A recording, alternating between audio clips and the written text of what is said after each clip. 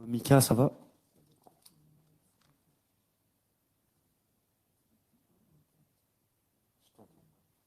Voilà. Je Tu t'entends pas m'entends? en fait. Oui, oui, j'ai oublié de muter. Ouais, là je t'entends. Ok. Je t'entends, je te Mais vois encore donc. un tout petit peu. 1, 2, 1, 2, test, c'est ce que tu m'entends? 1, 2, 1, 2, bonjour. Ok, ça va, merci, hein. Ok.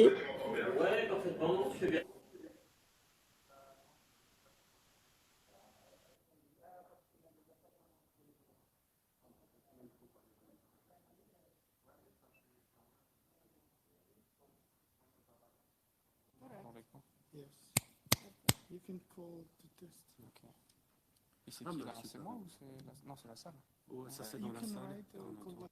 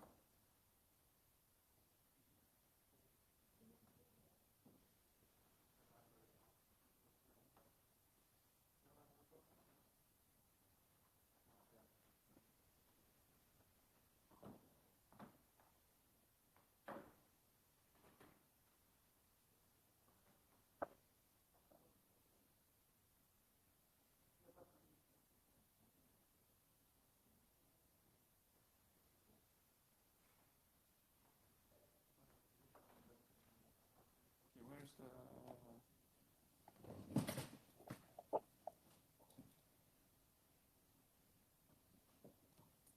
Now, are we leaving in the 18th century? More interesting.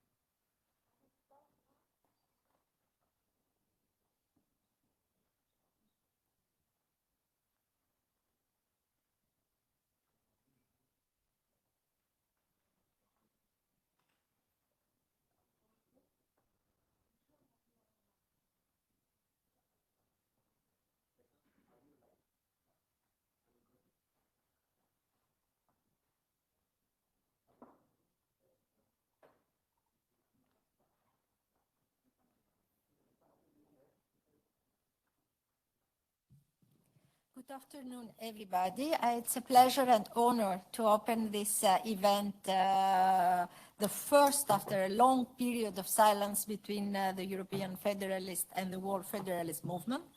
I will be very brief. It's an historical moment, the celebration of the 75 years of the Montreux Declaration.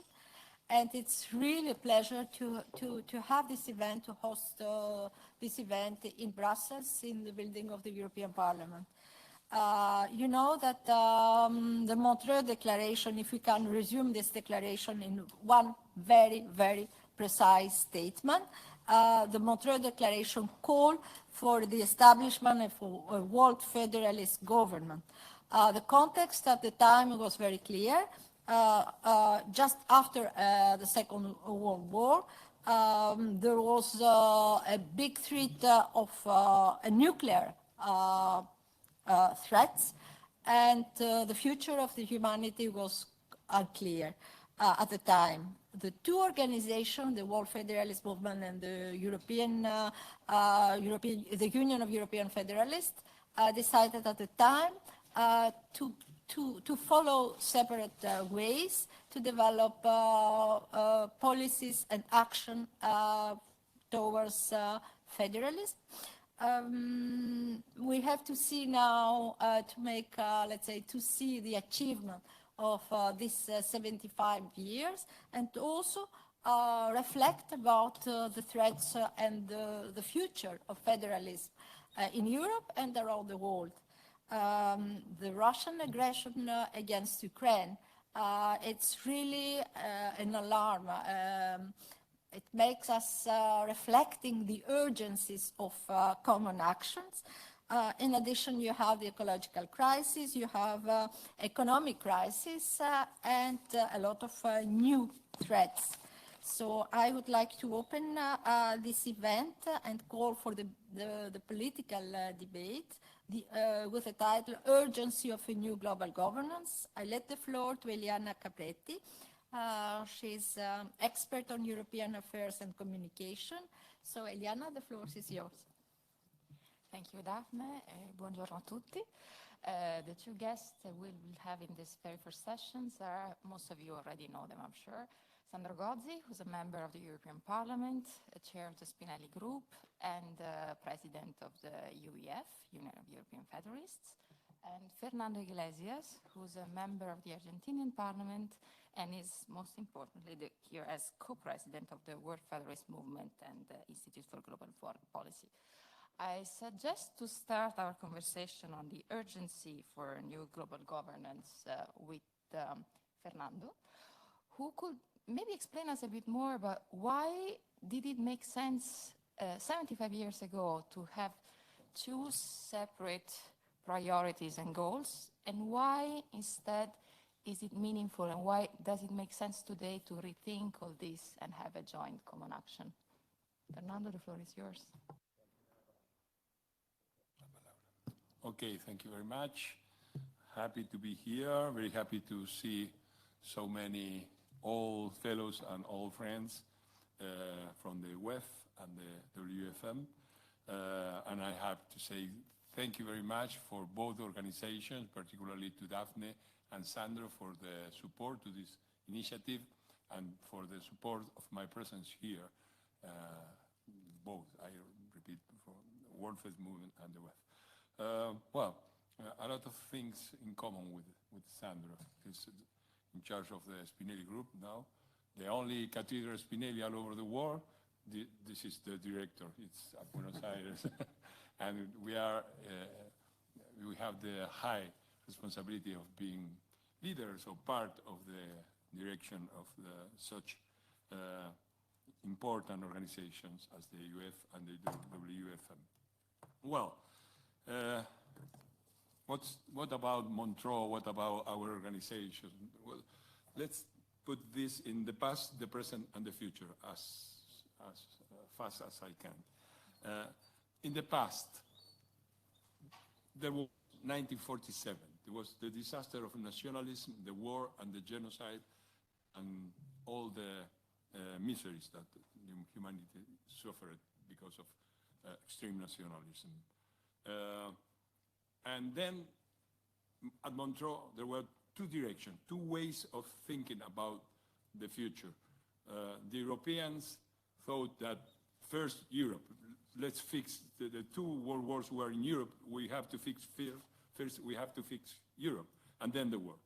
And other people say, well, we have created United Nations, maybe we can influence there and we can have some kind of global government or something like this. Let's go to the United Nations. And this was two visions that were perfectly rational, both, because nobody knew what was the future, what was the possibilities, and that was the initial division between the European Federalists and the World Federalists. And this was rational, it was perfectly understandable. Also because of Europeans were close to the European institution and they have an influence and they were here, and all the rest were not in Europe and they preferred to focus on United Nations and other international organizations. My message is this division is not rational anymore. I mean, not the organizational division which is rational. I mean, we have to cooperate. Why? Why it's what was completely rational at 1947, it's not rational anymore. First, because the war now is won.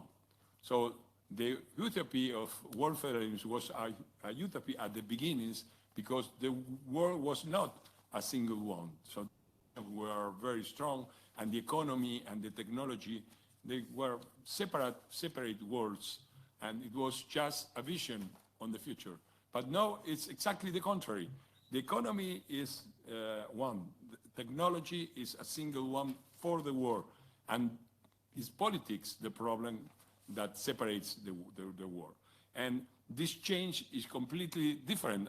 Now an European citizen could influence the United Nations, and a not European citizen, or like me, I'm a double European citizen. I have the Spanish and the Italian citizenship, but I live in Buenos Aires, but I can influence the process in Europe because of my technological possibilities and internet and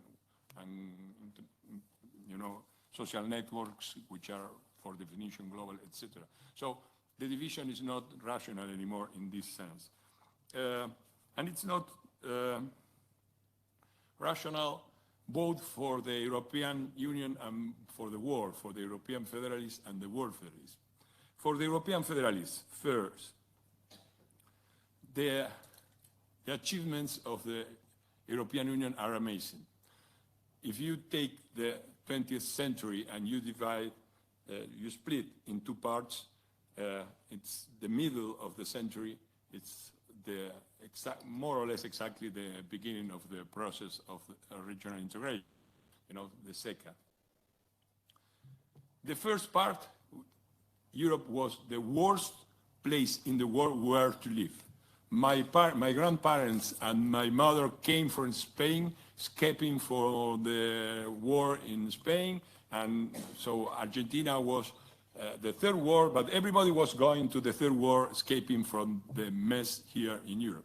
And the second part of the 20th century is exactly the contrary. Europe is the attraction for every immigrant all over the world, because you have here democracy, you have human rights, you have a welfare state, you have a lot of benefits, a lot of living standard, which is the best all over the world. So, and this was regional integration. But we have arrived to the moment in which the idea of first Europe and then the world, it's starting to become irrational. Why? Because there is not a single trouble, there is not a single European crisis which is an European crisis. Let's think about what are the problems that Europe is facing. Europe is facing a crisis on, say, economy, you know, the problem of development, etc. But the real problem is the financial global crisis, the problems of the regulation of the economy all over the world, and the crisis was very strong here in Europe because a global financial crisis, 2008, which started in the United States. So it's not Europe, it's a European crisis, but it's not purely European, it's a global crisis. Let's think about ecology, global warming. It's a global crisis for Europe. It's a European crisis, but it's not European, it's global. Think about migration. Think about the future of migration. What about if the situation gets really more complicated in Africa in terms of food, and we have 2 million of immigrants from Africa trying to enter Europe? What's going on with national populism in this case? So it's another global, another European crisis which is not European. And I could continue war. The war is at the doors of Europe, but it's not an European war. No? So each and every European crisis is not European. Each and every European crisis is a global crisis. And then Europe needs an international landscape, an international scenario completely different. The dream of a democratic and federal and Europe inside a war which is a mess, in which maybe the United States and China are going to a cold war or a hot war, so it's just a dream. So the role of Europe as a potential stabilizer of the international situation, and the role of Europe giving advices about how the future of the international scenario should be, is crucial. And I have to say that Europe was not among the amazing results of the European integration. The influence of Europe in the war, the capacity of giving the European model for the war about how to build supranational institutions, how to build international justice was not sufficient enough. And I'm saying this as a part of the problem. So I'm an European citizen. I'm not speaking from outside Europe. I'm criticizing myself and our capacity as world federalists and European federalists to do so. We need a strong Europe at the international level, and we didn't have such a Europe in past. That's why I think we should cooperate. We should keep the division, of course. The WEF is the WEF, and the World Face Movement is the World Face Movement. But the European Union and the UF needs the World Face Movement and needs to be active at the international level as soon and as strong as possible. And for the World Face Movement, why this division became irrational? Maybe some of you know that I was the chair of the council in Winnipeg. I was elected more than 10 years ago, and one of the 3 goals I fixed to my work, and I failed it completely, was to try to work closely with the European Federalists, and it was our fault as World Federalists, and it was not a fault, it was a mistake. Now the situation is very evident. Regional integration is a crucial part of world federalism. If Europe fails, it will be a real disaster for every possibility of changing the world in a positive way. If we want to fix the international situation, so the international situation has changed a lot. Think about from the fail of the Berlin Wall, 1989. Till for 10 years, we had a lot of opportunities, and we did a lot of things, but the scenario has completely changed, starting by the 2001, the attack to the Twin Towers, and then the financial crisis, 2008, and now the war in Ukraine, the Russian invasion to Ukraine, to say it far away, 2022. So, I mean, the situation has changed, and we need to improve the relationship between the democratic forces all over the world. And that means Europe, that means South America, and that means North America. This is crucial for us. And this is something we have to keep the mind in terms of the World Federalist principles, but for the future. But we have to recognize also we are in a difficult situation, and democracy be defended all over the world. And then Europe is crucial. The democratization and federalization of Europe is crucial as for all the members of the World Federalist movement. And I'm afraid we were not so intelligent. We were not smart about understanding that regional integration is a crucial part of our program. Finally, the future. If you ask me, so there is a table on this. I don't want to anticipate, but let me say something about what are our achievements. I think if I would choose a single achievement of the European Federalists, I would say here, the European Parliament. The idea of a regional integration, which is not only economic, it's also political, and it's not only political, but it's also democratic and federalist. And this is the European Parliament. I don't have to say anything about Spinelli, everybody knows. If you ask me about World Federalists, the World Federalist movement, the most important achievement, I will say International Criminal Court. Remember that 1947 mean a flag beside the members of the movement saying world peace through war law. And this is International Criminal Court. And when I say this, I mean, I'm trying to say that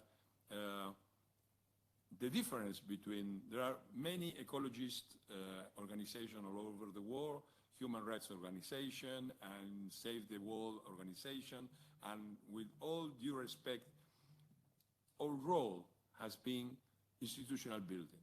If we had done something in history which is important, it was not only about the policies making for the institution, but the building of the same institution. This capacity of building institution is lost in the times, and in these difficult times, it's very difficult to support. But I think if we are going to think about the future, we should think about institutional building, meaning the empowerment of the European Parliament, the democratization of the European Union, and the reform of the United Nations, the creation of United Nations Parliamentary Assembly, the reinforcement of the International Criminal Court, the creation of regional integration as the COPLA, the Latin American Criminal Court against organized crime that I am promoting, and my organization is promoting Latin America, and so on. There are many initiatives, and of course this is the real challenge for the future for both organizations. I hope this celebration is not only about the past, but it's also about the future, and we can cooperate better and stronger in the coming future. Thank you very much.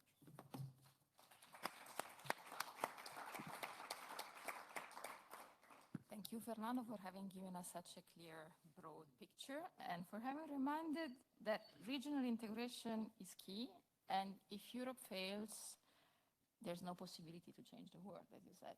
So here we have the privilege to have one of the key actors that are fighting to make sure that Europe doesn't fail.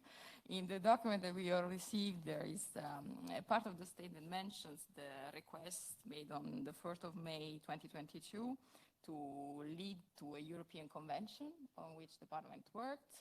Sandra's been very vocal on this issue, so maybe we could start from this and see what can be done at the European level from your privileged point of view. Thank you. Thank you very much, Eliana, and let me thank Daphne for her relentless work to make this event happen, and also the UF team, the Secretariat of the UF, who has done an excellent work to favor this initiative, and also very happy to welcome again in this part of the world my friend and colleague Fernando Iglesias, and I'm also happy that a strong federalist like Eliana is moderating this debate. But Eliana knows that I'm not very disciplined, so I will answer to her question starting from something else. because I've been, on one side, I've been stimulated by many passages of the intervention of Fernando. On the other side, there is, even if, I mean, it's not a question of having personally lived, of course, the moment we are celebrating, but I feel very attached to the Montreux Declaration because, and I'm going through the passages of some of his speech, because I got the privilege to teach in Geneva, because I got the privilege to teach where Denis de Rougemont was teaching and was pleading from federalism, because I always start from his intervention in Montreux to understand why I am fighting for federalism. And I think that it is, can be helpful and refreshing because it's very update, the teaching of Denis de Rougemont, and also I will make some references to the doctrine and the lessons of Dusan Shidiansky, who was the right hand of Denis de Rougemont and is another great federalist who has nurtured our reflection because I fully agree with not only with what is said as a solution, but also I fully agree with historical passages that Fernando has mentioned in his speech. I do believe that today there are many reasons why today federalism must be defended and promoted at global level, and of course this fight, as Eliana rightly said, is depending mainly on the failure, on the success of the most advanced form of integration among peoples, which is the European Union, which is the most advanced. And by the way, I'm also happy that Fernando mentioned the European Parliament as an example of one of the successes of the Federalist movement, because I always explain this when I am sur le terrain, as we say, when I meet European citizens, now especially in France, but in general a little bit around the Euro for those who follow me, at least on Twitter or Instagram. You know that I'm not lying when I say that I'm really traveling around Europe to defend our cause. I always say, yes, I mean, you can, and also to some Federalist friends, which rightly are never satisfied. And I mean, being not satisfied can be ineffective or effective. It depends how you manage your unsatisfaction and frustration.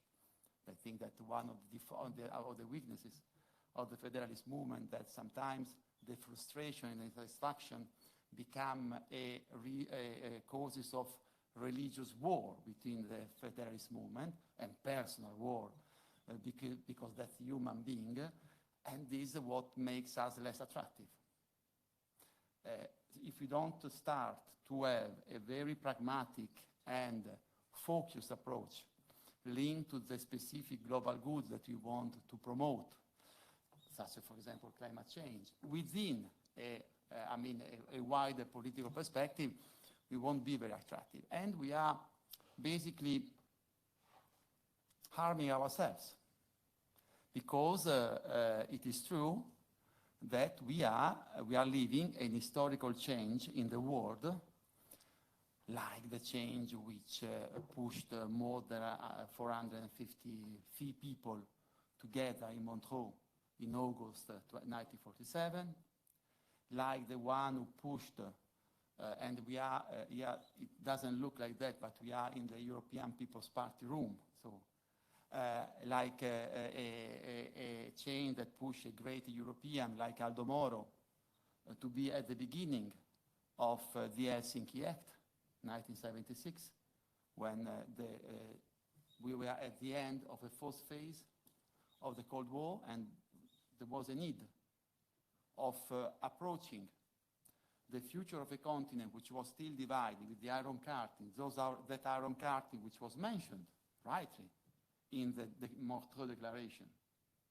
But there was still already the need to think a little bit out of the box in a federalist approach, because after all, we started during the Cold War to talk about cooperation and security in Europe, and because we are living a moment like the fall of the Berlin Wall.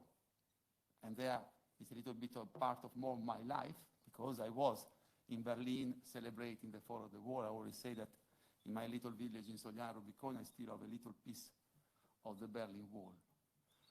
Today, because of the global changes, because we are living, and you are very right in the declaration to mention this, myself, Guy Verhofstadt, we always insist on this, we are living in an age of empires. We are living in an age of empires. And the democratic answers to empires is not to ignore the reality, which is a reality of empires, but to say our response to this reality is a federalist approach to produce common goods. So I know that Guido Montani and others are focusing on climate change as a common good and as an integration factor at global level. I think it's the right way to the empires, which are empires by choice. The Chinese is a totalitarian state, which is empire by choice, which are empire by ambition, Russia, of Putin, or which are empire de facto, not because they are not democratic. The United States cannot be compared to Italy, Argentina, or France. They are still a superpower. And this is the world. And because there are other superpower in terms of demographic weight that will become also in economic and political weight. We got a friend from India. In this world of empires, our democratic answers as person, not as individual, not as a collectivity, and I will come back on this, must be federalism at global level. Must be a democratic approach to this, the situation of the global world. So this is why I really believe that we should concentrate on our duty as federalists instead of concentrating on our tribal divisions, which just weaken us. And I mean, another tribal division is expecting me to the next federal committee. I will explain that, I mean, it's useless to divide ourselves in tribes when the council, the nationalistic approach in the council is blocking everything that this house has proposed. What do? Do we say so that everything this house has done since 2019 is wrong? This house wanted the conference of the future of union. This house wanted the transnational list electoral and the new electoral law. This house wants to revive the European political party. This house wants to activate what we call the passerelle clause, the possibility for union to decide, for the union to decide by majority, not minority. Now, in the council, everything is blocked. We say that everything we did is wrong. We celebrate the funeral, or we are more pragmatic and we say, looking at what Denise de Rougemont and Dusan Sidiansky explain us, you have to offer a pragmatic vision, and you have to always have the alternative and to work on a double track. So if the alternative is, at the same time, you want to convince a group of countries and of peoples to play the role as a dynamic federative group, yes. Let's hope to find this group of countries. Huh? Let's hope to find this group of countries. I was amazed that some in the Federalist movement now even Emmanuel Macron has become a target. I mean, there are less criticism. In preparing the Federal Committee of the WEF, there is less criticism of Viktor Orban. Viktor Orban is never mentioned. Kaczynski is never mentioned. The ambiguous speech in at Prague of Olaf Scholz is never mentioned. The fact that we lost Mario Draghi and got Giorgia Meloni is never mentioned. But the fact that after having done a speech which was totally federalist, at the end of the conference of the future of union, Emmanuel Macron doesn't do the same speech every week, he's the enemy. Like that, the battle is lost. Like that, everything you say is lost. If on the contrary, first of all, we go back to the reasons that were mentioned in Montreux. And the reason was that federalism unites people and preserves freedoms. That's what Denis de Rougemont said. Unites people, and in some languages, it is more the word union that prevails. Bund, for the German, is being united. Look at the approach of the German-speaking Swiss in Switzerland, no? They insist on the unity aspect. And for others, go to Geneva, go from Zurich to Geneva, and you find that for the federalism is the best way of preserving freedom. This is what Denis de Rougemont said in Montreux in 1947, and this is the truth. And this is what we should explain. And we should explain that in the world, we need more unity to produce new global common goods, which can be a human approach to the digital evolution, which can be, a human approach to climate change, and that the federalist approach doesn't mean to have a super centralized government at a world level or a European level. When you are in France, you talk about federalism, they think, oh, we don't want un État super centralisé. No, it's exactly the opposite.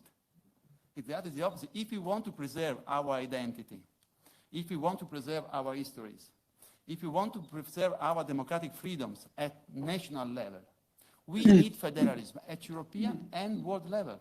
That's the best way of protecting what we are attached to. This is the message that we have to explain.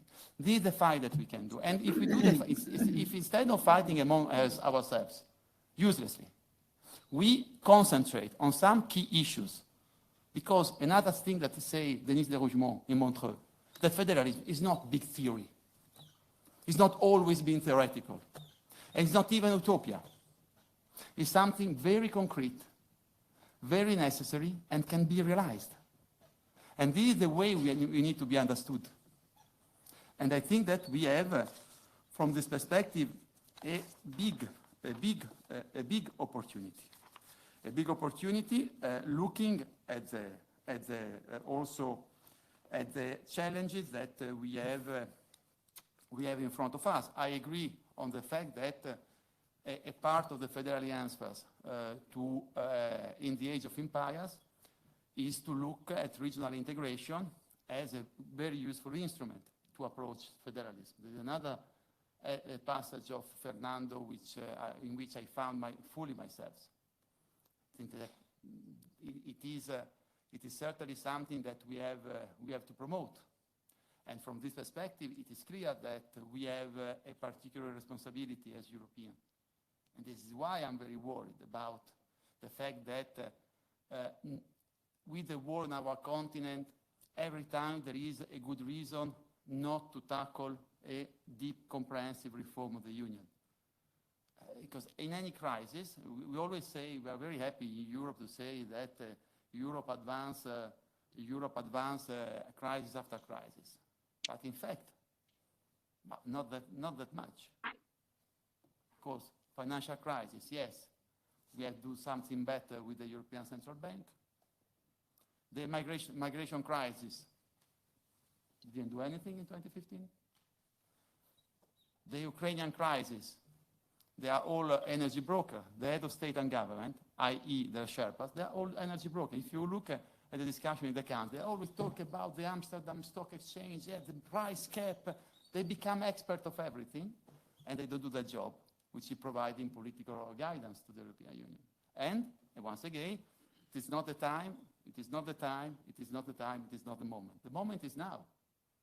And in this room, which was the European People's Party, you have to remember what Alcide de Gasperi explained to us a few years after Montreux, that we need, as Europeans, to ensure our peaceful future, we need to show in certain moment of our history the right sense of urgency.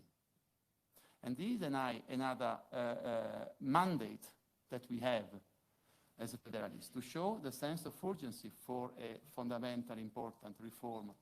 And this is why we have to push for this package. If we don't manage to obtain something of all the things that we have discussed, they are proposed formally, revision of the treaty, everything I said, if we don't manage now, of course, in the 2024, we'll have to engage as many political forces as possible to take a commitment on this package. But from here to 2024, in my view, there is another battle to fight. It is clear, and I end up here, without talking about the flag. I think to keep it for the time because we are celebrating also, Eliana was telling me, we were celebrating also the birth of 8th of December 1955, the birth of the European flag, but it will take me half an hour to again, also looking at what was done after the Second World War and what must need fundamentally rethought. And I was in the United Nations twice in November. The United Nations, of course. This is another request that you mentioned in your declaration. And it is clear that, how we can, we have tried with effective multilateralism. For a decade we have been talking about effective multilateralism, but multilateralism is not more effective, it's even weaker. Why? Because if you go to New York and you see it is normal, it's their job, but the way the reform of the United Nations, it has been discussed for 30 years, it is an international diplomatic approach, which is perfectly normal as being the oral ambassador. We need to have a political federalist approach, a global one, not an issue of a balance between nation state. But with what are the common goods the United Nations must produce today, and how? What is the most effective way to produce those common goods? A lot of job for the year ahead. Count on the UF for a stronger cooperation. Thank you very much. Thank you, Sandro. And speaking of urgency, I seem to understand you need to leave in 10 minutes, so I will immediately leave the floor for any questions. Can you introduce yourself, and please be as short as you can. It does work. Hello, Giorgio Clarotti. I'm a member of UEF. I've been a young Federalist since last 45, well, I was young Federalist when I was 15, then I had to stop. I'm now 60. There is a question to which I'm not sure I have the right answer. Why do we have a World Federalist movement and a European Union of Federalists? What is the best quote I can give? Reading the books that I have, I think one is more world and the other is more focused on Europe. But you being in charge, what divides us since we are with us? You have said what unites us, and I fully agree we should be united. My question is to you is, why do we need two organizations? Sorry for being blunt.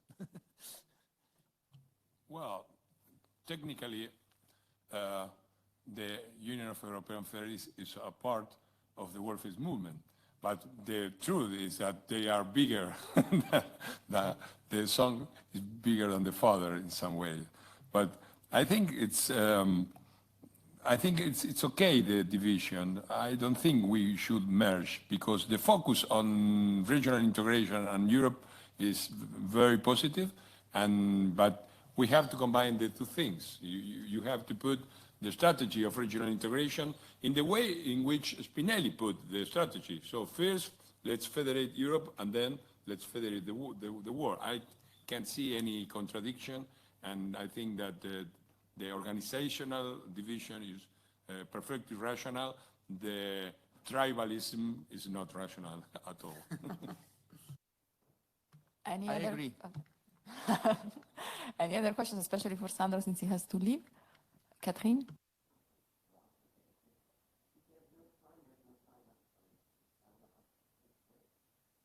Briefly, I was going to ask Mr. Iglesias, but time is very short, and there will be further discussions. Do you expect, or do you envision a Brussels effect for federalism at worldwide level? And maybe Mr. Gozzi has... So it was for me the question or for Fernando? Well, given the time constraints, I don't know. I'm not the moderator. No, the Brussels effect, it is clear. The answer also to your questions is within the line of the answer of Fernando. It is clear that we are the most advanced form of integration among peoples and states. And it is clear that the success or failure of our integration will have a huge impact on the success and on the potential successes of the World Federalist movement. And we have to prove that it is possible and it is the right answer as European Today, we already are a model, the most advanced model of regional integration, but it is clear that we are not there yet. But it is clear that more we're getting near to a form of United States of Europe, more we can show the way to federalism in other parts of the world. That is, in my view, our duty. It is clear that if you tell me to jump into the future, I would say that into the future, the United States of Europe must start to build strong bridges with other democracies and integrated regional democracies around the world. And this should be the perspective in 50 years' time. Without being utopian, we are being very pragmatic, but it is clear that the first pillar of this bridge must be built in Europe. That is my thinking. Thank you, Sandro. I see another hand. Thank you. Thanks. Georgios Kostakos from the Foundation for Global Governance Sustainability. Very much for the introductory speeches. I heard Mr. Gozzi say that this House is not always wrong, but it's not always right either, I would say. And I think of the rest of the world, and I think Fernando should also say that he has to give similar speeches in other parts of the world which are trying to integrate themselves, the African Union, ASEAN, Mercosur, in the Latin America. So it's not a privilege to be European in that sense. We have to see why the rest of the world is keeping its neutral attitude, for example, regarding the conflict in Ukraine, which is a European war that can become again a global war. So we have to see that Europe has to do a lot of self-criticism and be modest about this, help as much as we can, show the model that it is European integration, but also think of the rest of the world and allow the World Federalist movement to be much bigger than the European movement. Thank you. So I wish to so happens to me to be the chair of the Mercosur Committee of the Chamber.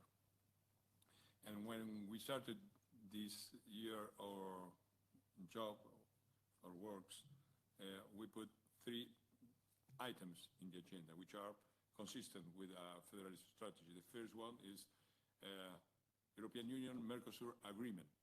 Second, a common currency between Argentina and Brazil as the start of a common Mercosur currency, South American currency, and so on. And the COPLA campaign, the creation of a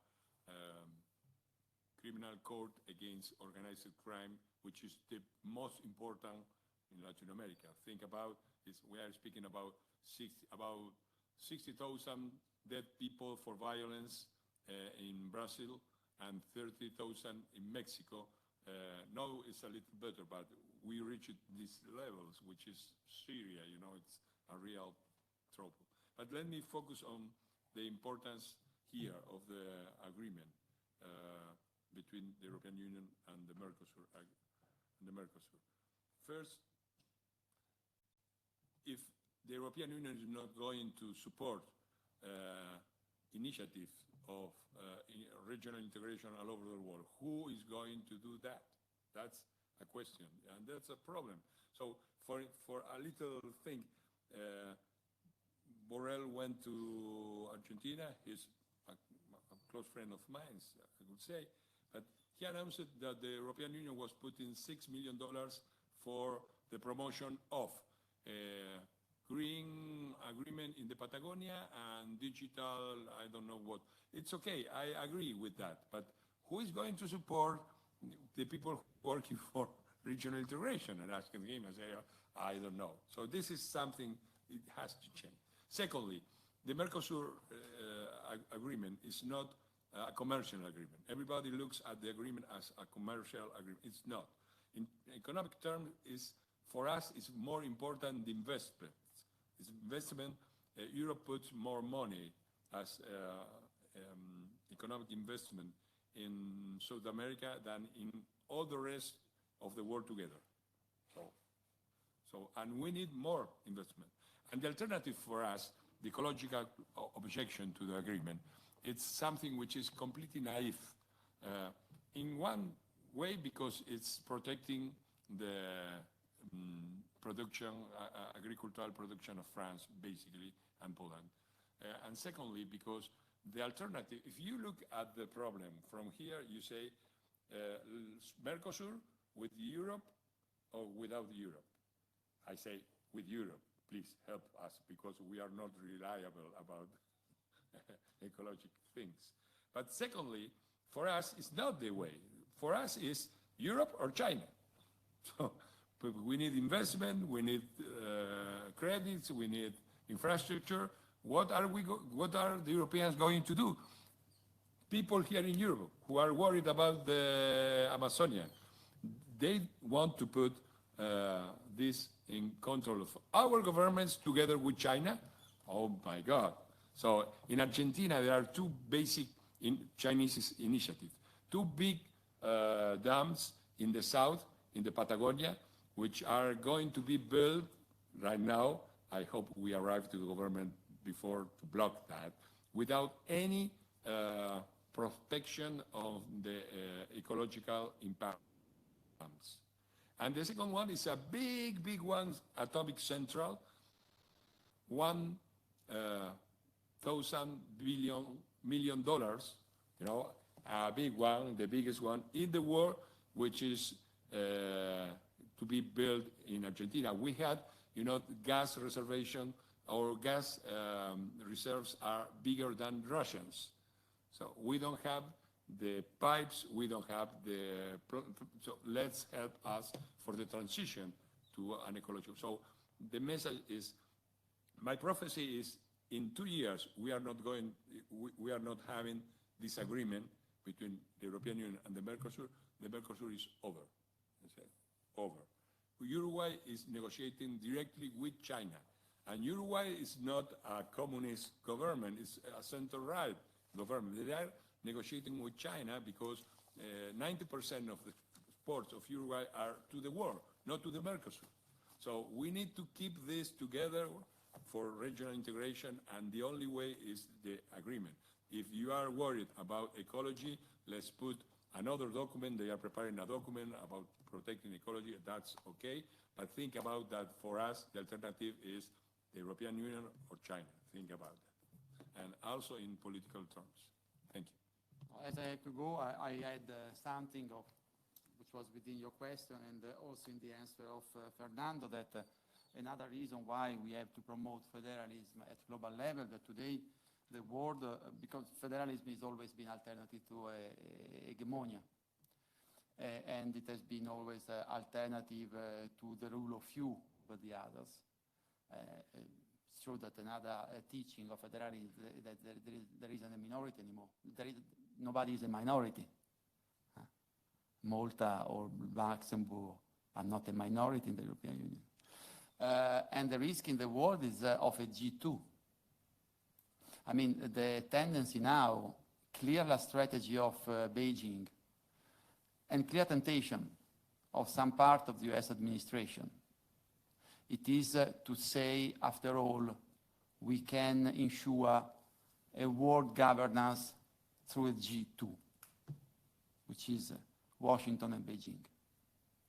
And there it is also the duty of Europe, because only Europe can avoid the G2 at the moment.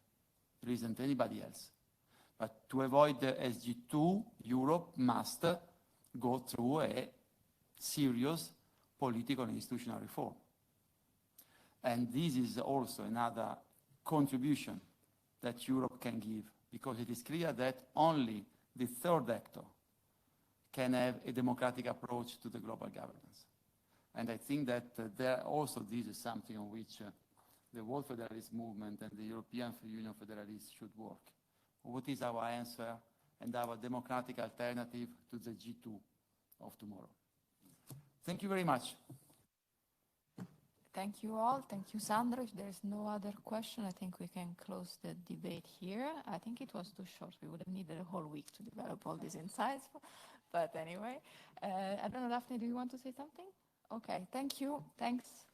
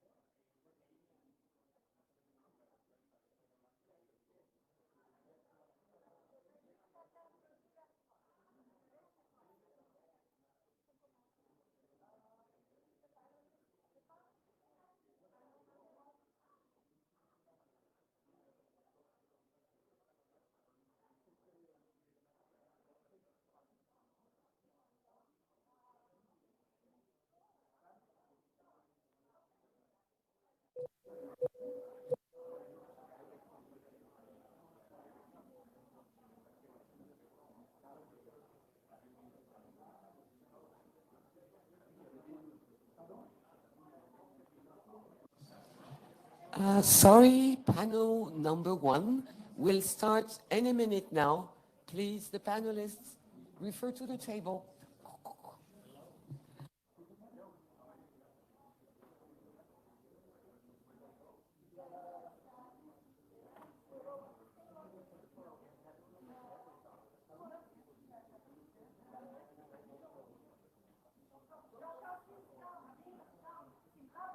Mr. Billon, please. Mr.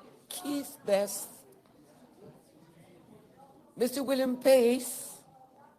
Mr. Lucio Levi. Mrs. Silvana Bocanfuso. And Mrs. Camila Lopez Badra. Please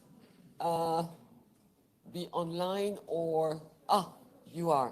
Okay, I see someone. And yes, unfortunately, I don't know who is online and who's physically present. But we will start.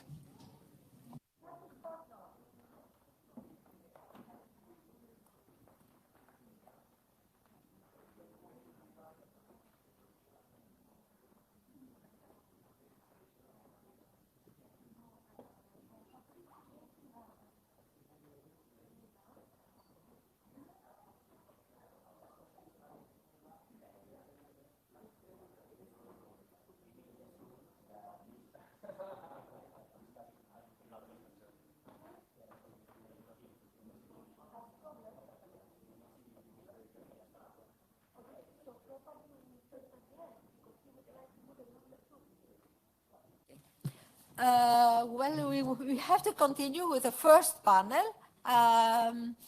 The first panel will focus to a short presentation of the main achievement of the World Federalist movement and the European Union of Federalists after Montreux.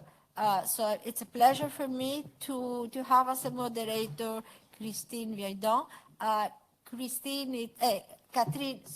Catherine Viedon. Catherine is really a committed Federalist for I don't know how many years. It's a colleague, a friend, and she's also the Secretary General of the only multinational group within the Union of the European Federalists, the Group Europe.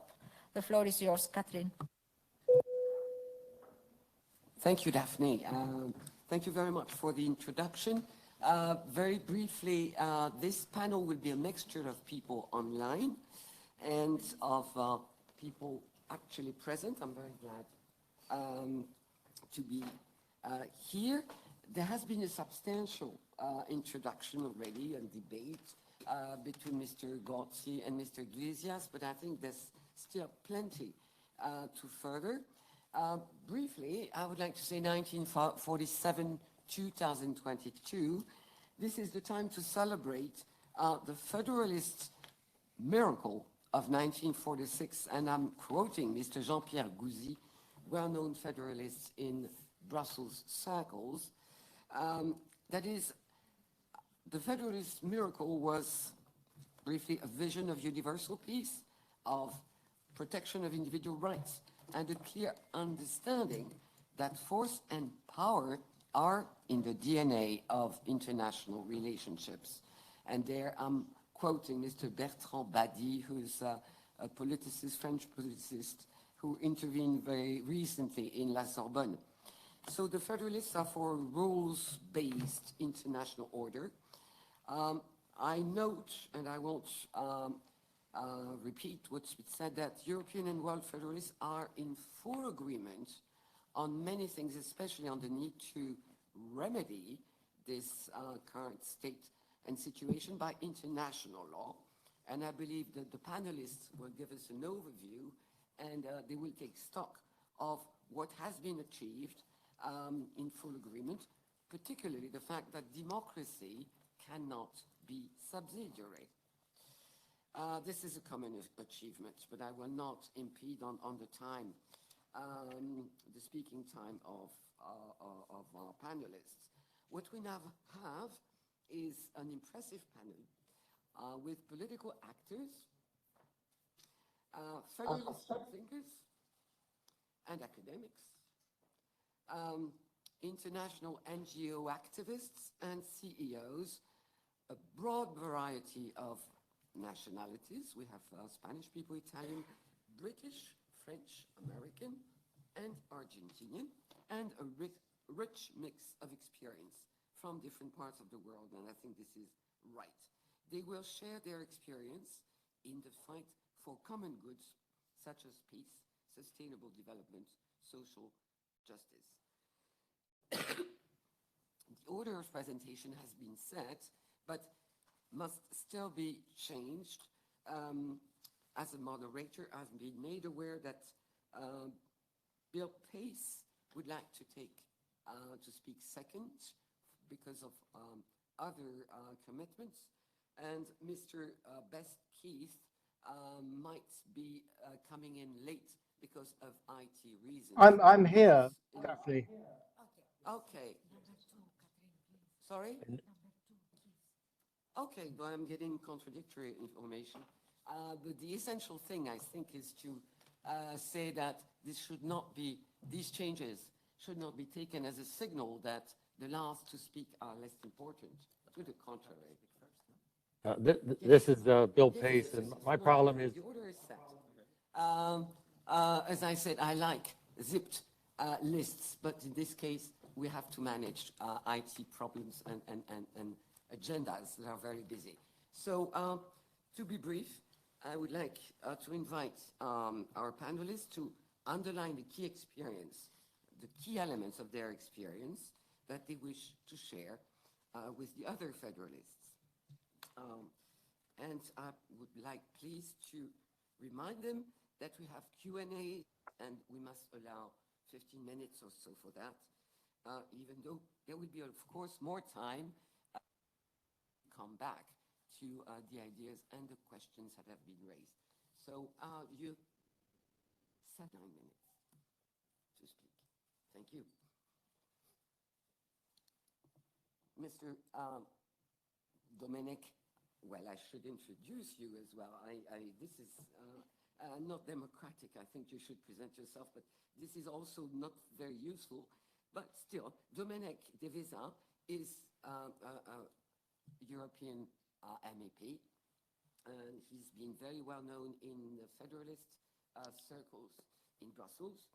He is spokesman for the Spinelli Group, Vice President of the Union of European Federalists. You're also the spokesperson, I believe, for AFCO, which is the Committee for Constitutional Affairs in the EP. But I will stop there. Please. Thank you very much, Catherine, for this nice introduction. Here in the Parliament, if the chair doesn't give you the floor, you just stay put. This is why. But I'm really happy to be here with you, Catherine, a good friend for many years and companion in the Federalist movement, in your capacity of chair of this event, and also with Silvana, another very good friend, another great intellectual, but also Federalist activist, with Jean-Francis Billion, and with Daphne. Particular thanks to Daphne for all the effort that you have put to organize this event. I'm very happy to participate, and I know also alongside Fernando Iglesias that came all the way from Argentina, and very happy to see many people in the room, and I think also many people online, and good friends in the room like Guido Montani, like Nicola Valinotto, Andreas Bummel, Giorgio Clarotti, Eliana Capretti, François Menera. I think I'm not forgetting anyone. And the others, I don't know you personally, but I'm happy to see you here as well. And I think this event is very timely because, of course, Montreux was very important in a good way and in a negative way, I will say, because it put forward the program for a world federation, which it remains valid, I will say, but at the same time, in a way, meant at the time something that shouldn't have happened, which was a division between the European Federalists and the World Federalists. So there was this idea that there had to be a choice to be made where to put the priority, where to put the focus, the battle for European Federation or the battle for World Federation. And this, by the way, is an element, I will say, of federalist discussion that we have recurrently throughout history, which is probably not the best side of our history, that we think that strategic differences or ideological differences are irreconcilable and that we have to go separate ways, no? Remember also the still ongoing discussion, no? It's a bit almost like a canonic discussion whether federalism is an ideology or is not an ideology, whether federalism is only about a discussion about a constitutional organization, or it's also a broader view on society and on culture and also even relationships among groups.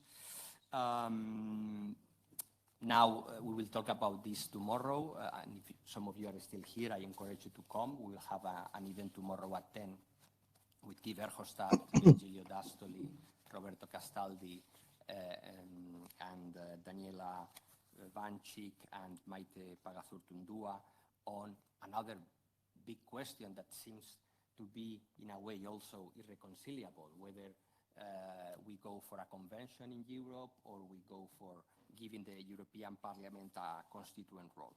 So I give these three examples because I consider myself a more, maybe it's a bit pretentious on my side, open-minded federalist. That means that what I think is in every discussion, European global federalism, federalism as a constitutional system or as a broader ideology, convention or constituent method. We can think of other examples, but these are, I think, very critical and very recognizable. I approach to those dilemmas in a way, whether ideological, whether it's about the strategy, is to do a creative synthesis. It's not one or the other. Let's exploit each tradition to the fullest, and all of them, I think, should be part of the overall puzzle of the federalist tradition and the federalist action. So in this regard, let's go back a little bit and getting more into the topic of today. Let's go back to the Ventotene Manifesto, because the Ventotene Manifesto in 1941, as you know, put forward a criticism of the pre-war European society, of the nation state, of the paradigm of the absolute sovereignty of nation states, put forward also a program for a different arrangement for post-war Europe, a federal arrangement for post-war Europe. But it also said, even though it did not develop, but here we have a proof that is the same tradition, that is not one or the other, it said that in the manifesto there is a line that says this will be a first step to a world federation. So it's not that the manifesto of Ventotene was only about Europe. We can then argue whether for Spinelli and Rossi, the more immediate and more practical goal was European Federation, whether they were paying a bit of lip service to the other goal as a second order goal for later, but it's part of it. So this is why it's very good that nowadays, in a way that that break in the post-war has been a bit solved, with UEF being part of World Federalist movement, even though, of course, I think many of us here in the room will agree that this relationship could still be closer and more productive, and this is why having this event today, I think it's very important. And in this regard, what we have done from the Spinelli group, I think it's something very remarkable, because we have produced kind of, I don't know, could call it like a revisitation of the Ventotene Manifesto, because it was the 80th anniversary, as you know, not long ago, or a sequel, in which we said, okay, let's take the ideas of the manifesto of Ventotene. Let's confirm that these ideas and this vision is still valid and current. And of course, you could say even more with the war, no? That we would have expected the war to be back in Europe.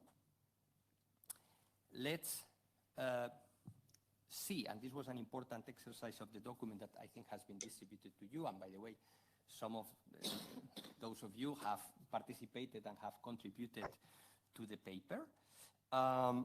Let's see which elements of the program of the manifesto, because there is as I said before, the manifesto has a first part which is analytical and a second part that is programmatic. So let's look at the programmatic part of the manifesto, and let's see which elements have been achieved and which elements are pending. I think this is a good intellectual and political exercise. And this you find in that booklet that the friend is looking at. And then we have to see which Federalist proposals we have to make for the current environment that were not, obviously, by historical reasons, part of the conversation in 1941. The pandemic, migration, digital, climate change. Before the 24th of February, we will have also said war as something that was already analyzed in Ventotene that didn't need to be part of the current discussion, but of course, now that has to be part also of the discussion. But then there is a very important element in this document that the Spinelli Group adopted this summer in Ventotene, because the Spinelli Group went especially to Ventotene to adopt this document for symbolic reasons. And there is a whole section in this document that talks about World Federation. Because what we thought is, okay, in 1941, this was just a line. Now we have to develop that. And in that part, you have the programmatic part, according to us, that at the time was not, for whatever reason, not included in the manifesto, just, the line of the goal of the World Federation. And this is remarkable because the Spinelli Group, to my knowledge, never before entered into a discussion about World Federation. If you look at the previous manifestos of the Spinelli Group, and this goes back to 2010, more or less, the first one they wrote when they created the group, Guy Verhofstadt and Sylvie Goulard and Isabel Durand, namely, if I'm not mistaken. And the one we adopted for the elections of 2019, they are good manifestos, of course. I subscribe them entirely, but they only talk about Europe or Europe's foreign policy, and maybe there is a reference to, that Europe should promote multilateralism and strengthen the UN, but nothing less than that. But in this manifesto, and I have to say as one of the drafters of the manifesto with Catherine, with Daphne, and with others, Nicola, Guido, Andreas, that for me was surprising that no one in the Spinelli Group said, but why are we talking about World Federation in a document of the Spinelli Group?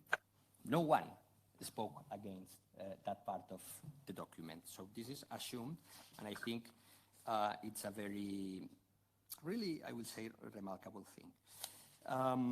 Now, since I have to stick to the 7 minutes, yes, let me give you a couple of elements, and then I can appreciate.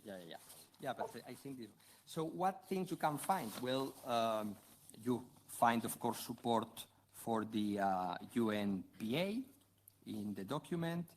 to the reform of the Security Council. Of course, this is very important. The war that Ukraine is fighting with the support of the West, and we have to make sure that she wins, is a war that in a different UN will have had the support of the UN. But of course, this is not possible now because we have powers that don't respect the international norms that have veto power in the Security Council. But this should have been a UN war, obviously, or UN-supported defense of Ukraine. And of course, the votes in the General Assembly are very clear about that. But they don't have the legal effect of, as you know, Security Council resolution that is jus cogens. Then, of course, we also mentioned the question of the reform of the UN Charter. As you know, this is pending for a very long time. But is, of course, probably a step more difficult to achieve than the UNPA, but it could be in the radar as well. And then, of course, there is the support to the ICC. But, and with this I will finish, I think as World Federalist, European and World Federalist, and I consider myself clearly the two, and of course never ask me who do I love more, mommy or daddy on this topic, so it's the same. But one thing is the reform of the UN, and we can achieve many things there to get closer to a World Federation. But I think we have also to promote regional integration. And once again, I don't think this should be a debate about either one or the other.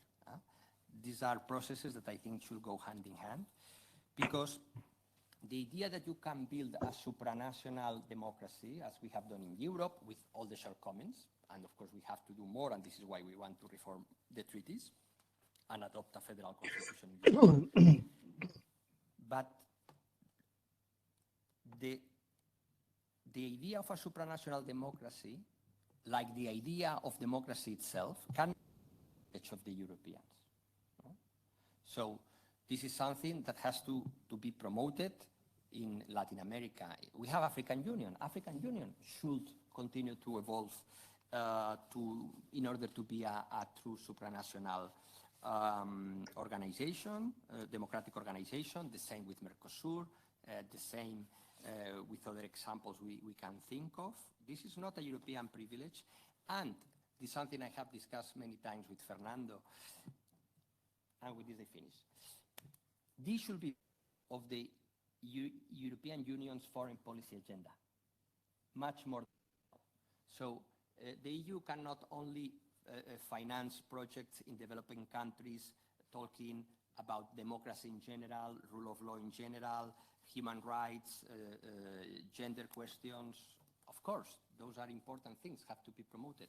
But a specific support to regional integration should be the priority of the external action of the European Union, same as with the reform of the European Union, of the United Nations system. So I think we have now a great opportunity, because clearly the recent developments have shaken the global system. We need a global Green Deal. So this should be also part of our action.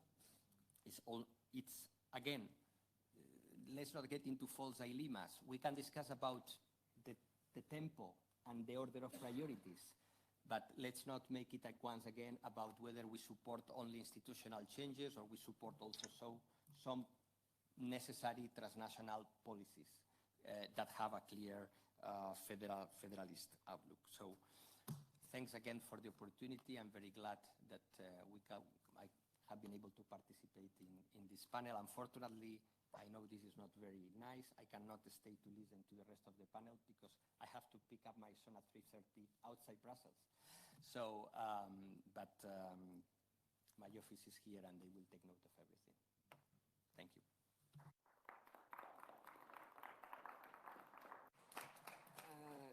Thank you, Mr. Devisa. Sorry that time is so short and you try to keep it compact. I take note that you're open to institutional agendas at worldwide and regional level, as well as more thematic approaches for common goods. So you have to France together. You are, of course, committed to the joint endeavors of regional and world federalism. We will move on, and I apologize because there will be a discussion later on, but maybe we can take note of questions. And maybe you have a blog. No, I'm just joking. No, but we can send the answers by email. Right, okay, well, the organizers will push you. Because the next person to speak is Mr. Keith Best, who will talk about the relevance of world federalism in today's global context. Mr. Best has been a practicing barrister and British Member of Parliament. He's been chair of the International Council of Parliamentarians Global Action, and for 30 years, chair of the Executive Committee of World Federalists. As an international human rights lawyer, thank you. He was chief executive successively on the Charities Prisoners Abroad Immigration Advisory Service, Freedom from Torture, and Survivors in the UK. He still is chair of the charity called Universal Peace Federation and remains actively involved with refugees and asylum seekers. So I'm understanding Mr. Keith Best has covered a number of issues from a global perspective with a particular angle on human rights. Please, would you come in, Mr. Best? Catherine, thank you very much indeed. I hope you can hear me. Yes. Excellent. Well, it's very good to be with some old friends and some new ones as well. When the Union of European Federalists and the World Movement for World Federal Government, as it was then called, the present WFM-IGP, met in Montreux in 1947. Vorsitzende, die CDU-Vorsitzende war? Ja, die wohnt 300 Meter von mir entfernt. Ja. Annegret, ja. Wie weit ist denn das von Hamburg weg? Oh, Holland ist ja nicht groß, aber trotzdem. Joe, can you mute yourself, please? Da kommt ja meine Mutter wieder. Ah. Can you mute yourself? Joe, can you mute your mic? Perhaps if we have a discipline where only the speaker is unmuted. Okay. Right, let me continue. I was saying that when UEF and what the predecessor name of WFM-IGP met in Montreux in 1947, the world, of course, was very different from today, but the challenges were similar. A devastated Europe and a world impoverished and reeling from the second global conflagration in a generation was seeking ways of trying to prevent any such thing ever happening again. NATO was yet to be formed and the Universal Declaration of Human Rights yet to be adopted. But the origins of the United Nations had been, of course, formulated during the war itself. The Nuremberg and Tokyo trials heralded the creation of the special tribunals for former Yugoslavia and Rwanda, and of course the International Criminal Court 50 years later. The challenge then was how to avert a third world war between the West and the Soviet Union with the use of nuclear weapons, and there were very many hawks who wanted the West to seek to eliminate the Soviet Union as an ongoing threat. But when faced with the current danger of the war in Ukraine escalating into a wider conflict, we should not forget the tensions that existed in the aftermath of the Second World War, the Berlin airlift, the Cuban Missile Crisis, the Cold War, during which Western forces faced across the inner German border with a policy, and I remember it well as I served in 3rd Armoured Division HQ of the British forces, of dealing with a Russian invasion of Germany by drawing their overwhelming forces into a chillingly named killing zone and then firing a nuclear shell from an 8-inch howitzer that had a range of only 16,000 yards, so it was already limbered up and ready to go in case the wind changed, with fallout coming our way. So hence the term shoot and scoot. So, I mean, we lived under the fatal guarantee of mutually assured destruction, or MAD, MAD in name and in concept. Throughout those years, the Montreux Declaration has been kept alive by both WFM and UEF, the axiomatic desire to see a greater global governance in which war is outlawed and international relations are governed by the rule of law accepted and enforced by the courts. While we recognize the unfinished business, the world has moved on since those times. I mentioned the International Criminal Court, and as we speak, evidence of indictable war crimes and crimes against humanity is being gathered on atrocities committed by Russian troops. They are of such magnitude that there may well have to be a separate tribunal again. No nation can ever go to war again without knowing that not only is it likely to be guilty of the crime of aggression, but also what are the required norms of military behavior. International lawyers have been kind enough to tell me that in their opinion, there would not now be an international criminal court had it not been for WFM mobilizing some 2,500 NGOs worldwide to support and influence the governments like Trinidad and Tobago that were taking forward the idea. That was confirmed to me only recently by His Excellency Anthony Carmona, the 5th President of Trinidad and Tobago and previously High Court Judge at the Supreme Court of Trinidad and Tobago and Judge of the International Criminal Court, who assisted Prime Minister Robinson in those days in his efforts with the legal issues and with whom I had dinner in London only recently.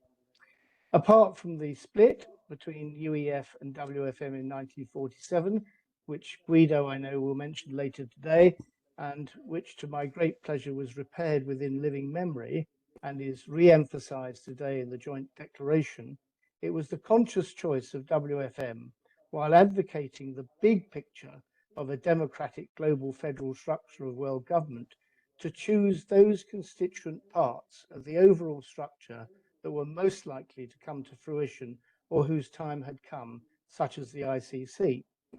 To some, this seemed as though we had lost our overall vision and become a one or two horse organization in pursuing with all our vigor the two coalitions. The success of those two ventures belies the perception, however, that we had lost our way. Indeed, far from it. We had secured major advances. To be successful in accordance with our limited resources, that is the way we must work, to choose those issues that capture the public and political interest at any one time and pursue them. That now may well be to push for both an environmental court and the addition of ecocide as a crime within the panoply of the ICC, a formulation of the latter having already been drafted by international lawyer Philippe Sands KC and his colleagues. Of course, others are also pursuing these objectives, some with considerable success and single-mindedness, and that is why we must be prepared to work in partnership and using the model of coalitions which has been so successful in the past. Much fear has been engendered by the apparent solidarity between the autocracies of China and Russia, yet this is not as enduring as it may seem. Not only can China swallow Russia's economy 10 times over, but it has its own agenda in the South China Seas, which it will not allow any support for Russia to disrupt. Moreover, China has made clear that the first use of nuclear weapons is unacceptable, so Putin needs to act at his peril. Last night, I was privileged to be a guest at Windsor Castle, where I was able to discuss issues with the internationally acclaimed historian Professor Margaret Macmillan after her speech on war and ethics, in which she asserted that Putin is following in the line of previous aggressors by using a perverted and personal interpretation of history as an excuse for aggression. So perhaps within both China and Russia, we are now seeing the seeds of their own destruction in popular movements, now reinforced by the global spread of digital information, unprecedented in history. What is certain is that when the war in Ukraine ends, especially if it is with the humiliation of Russia, we must all be prepared to offer the hand of friendship and reconciliation, for a wounded beast is a more dangerous animal. We must bring Russia back again within the fold of nations a kind of intellectual new Marshall Plan, which can build mutual trust and confidence. Although the international rules-based system is under threat and the world has polarized into three power centers, two of which are non-democratic, we owe it to our founding mothers and fathers in Montreux to keep alive the desire of popular participation in global governance and mediation through dialogue rather than nations squaring up against each other. Coalitions of the International Criminal Court and responsibility to protect, in which we were leading actors, demonstrated the importance and relevance of civil society participation in these major issues. That is increasing in its application, with now hardly any international gathering of states, whether the G20 or COP, not having civil society alongside it as a matter of right and acceptance. So in conclusion, let me say, it is the growth and enhancement of the authority and reach of international institutions, as well as the universality of human rights, to which we rightly give our attention, that has sounded the death knell of impunity of the Westphalian nation state, which is now seen as inadequate to keep peace and stability in an interdependent world, even if that condition now seems under threat. According to Philip Bobbitt in The Shield of Achilles, these nation states are morphing into market states. The genie cannot be put back into the bottle, but in diminishing the power of the nation state, we must play our part in ensuring that the panoply of international instruments is sufficient to fill the vacuum. The ability of the peacemaker, which many would argue is also an obligation, is to take a disinterested view of history and view conflict from the perspective of all antagonists, not just a partisan approach. Without that, it is impossible to see the flaws in the supposed resolution of war and discern the origins of the next outbreak in the peace treaty of the last. If we wish to outlaw war, then we must look not so much to who are the victors, but to the peace that concluded the conflict. For the seeds of the next conflagration are mostly sown in the settlement of the last. The answer to ameliorating the dangers of this world, which have been with us for centuries in different forms, has always been clear. It is to bring all the nations together in a concerted effort to turn swords into plowshares and to seek general disarmament, starting with nuclear arsenals, which by now almost certainly are otiose and have lost any significant purpose. Yet that goal can only be achieved in a climate of trust and cooperation, and it is for that which I believe we must now strive. Thank you very much.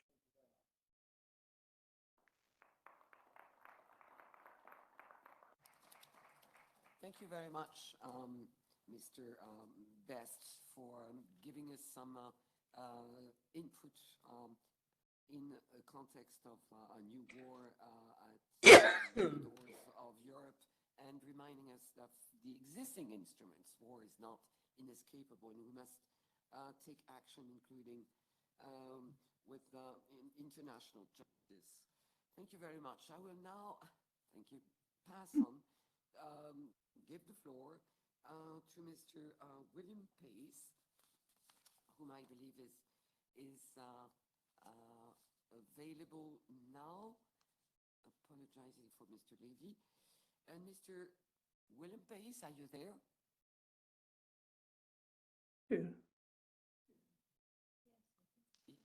I'm sorry, Bill Pace had to leave, so he's no longer on the call. You can move on to the next speaker.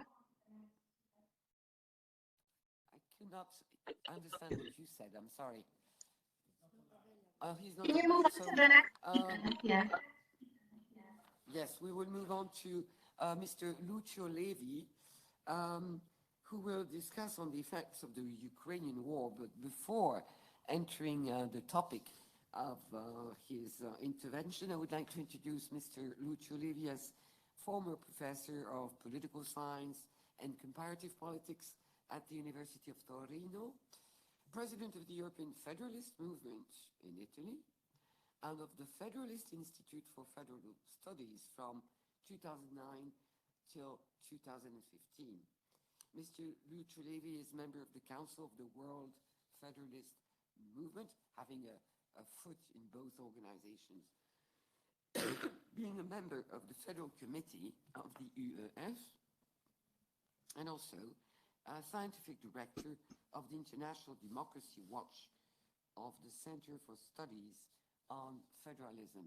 So an expert in European matters and world matters as well. If Mr. Levy, you are available, we would like to give you the floor. Yes, can you hear me? Yes. Yeah. Don't hesitate to speak up because the lines are not great. This first panel is supposed to address the achievements of the World Federalist movement. But I think that we all agree that the greatest achievement is the International Criminal Court.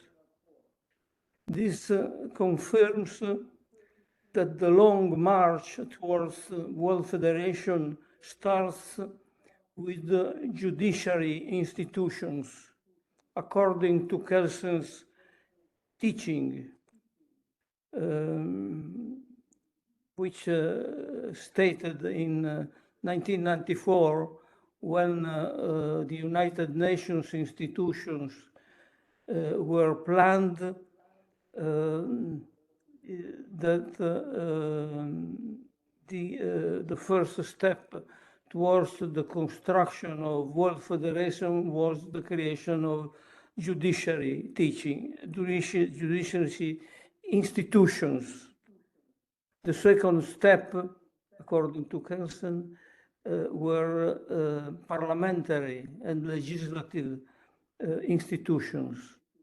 This is the great goal we are pursuing in the post-Cold War situation. And the third step is world governments.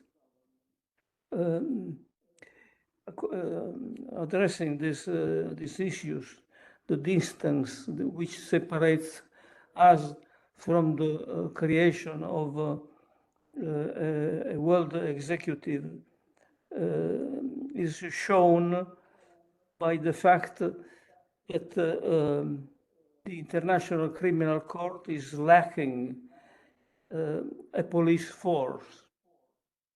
In fact, when Milosevic was condemned after the creation of the court, Milosevic was transferred to The Hague, to the tribunal, the court staying in The Hague by an American plane. This means that the ICC is obliged to rely upon national governments. And it is, this shows that it is not an independent body.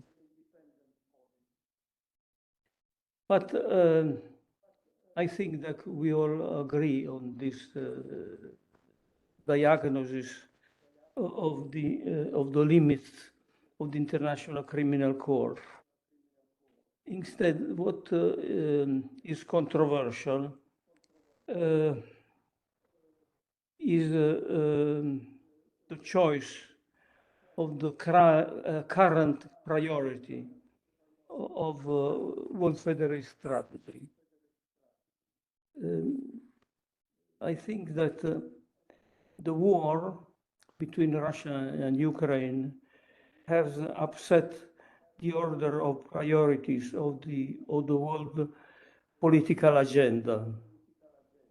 Military budgets absorb a big amount of financial resources at the expense of other goals, World Federalist goals, that is the environmental transition and sustainable development and the digital transformation. What are the priorities of World Federalist strategies are now, during the war, as a reply to the war, have become second-class objectives.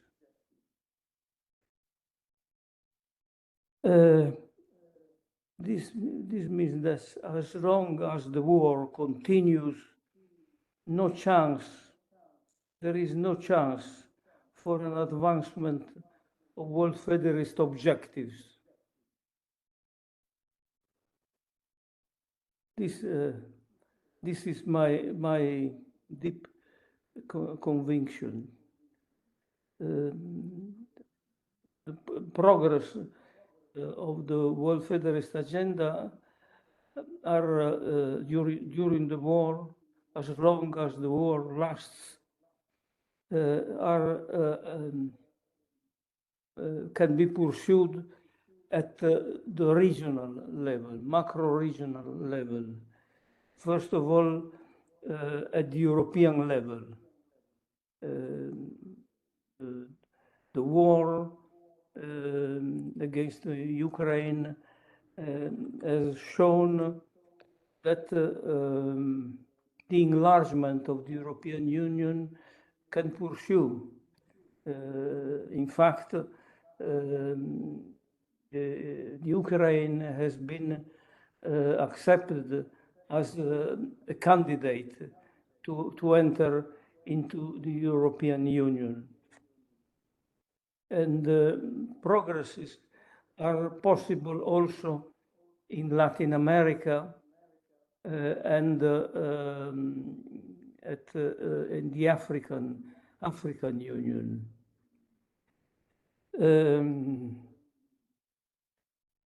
So I think that the war cannot end with the victory of one part of another, and only a compromise can end the hostilities, because Russia is endowed with nuclear weapons. So Putin frequently threatens the resort to nuclear weapons. This means that Ukraine cannot win this war, even with the aid of the Western countries. So, conclusion I draw from this reasoning is that the ceasefire is the current priority of our strategy. We can make every effort to reach the ceasefire. And I think that we should offer Russia, the Western countries should offer Russia security guarantees,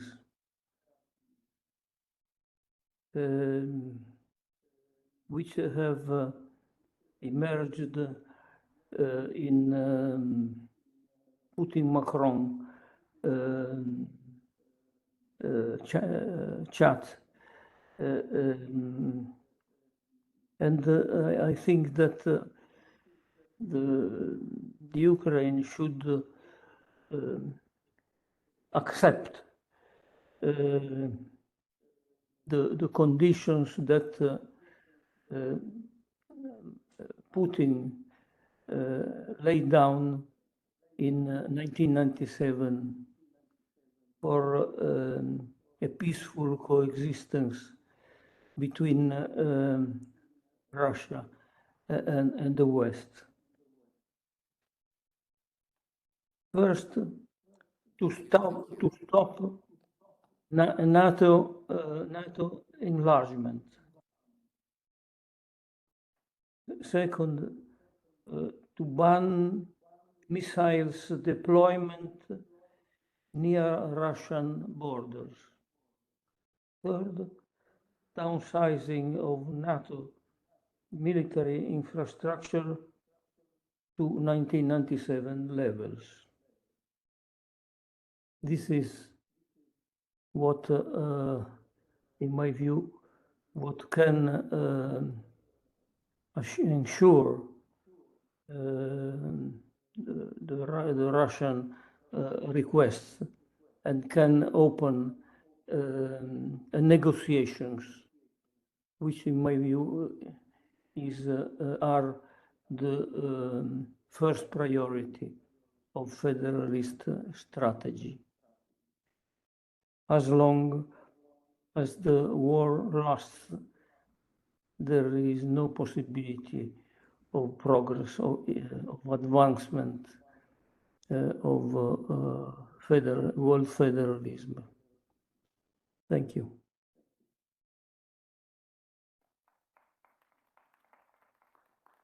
Thank you, Professor Levy.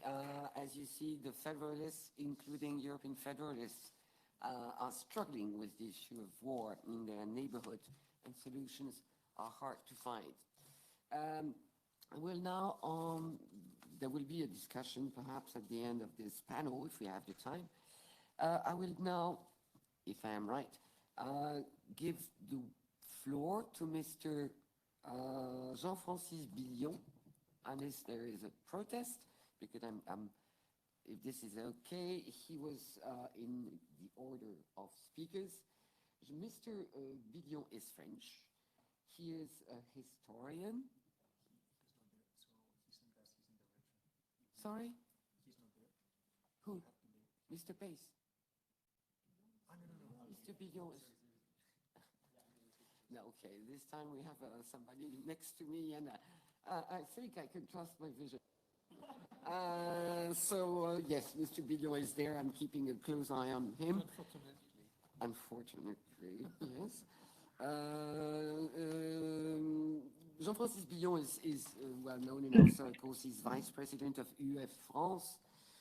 He's a former member of the UF Federal Committee and of the World Council of the World Federalists. He's also the author of a book entitled World Federalism, European Federalism and International Democracy. He is in charge of the Federalist Press, or part of it, because we have another complicit here, and he spoke just before I'm speaking now. And Mr. Billon, I think, wanted to discuss this long issue of regional versus world federations.